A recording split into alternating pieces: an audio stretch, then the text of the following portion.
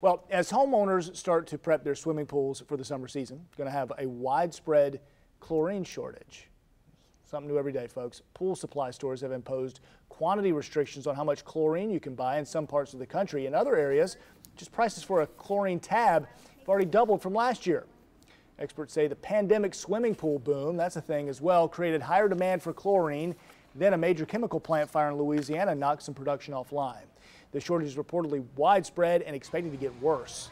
We'll have live reporting tonight on First Coast News at 5 o'clock. Might want to think about a salt system.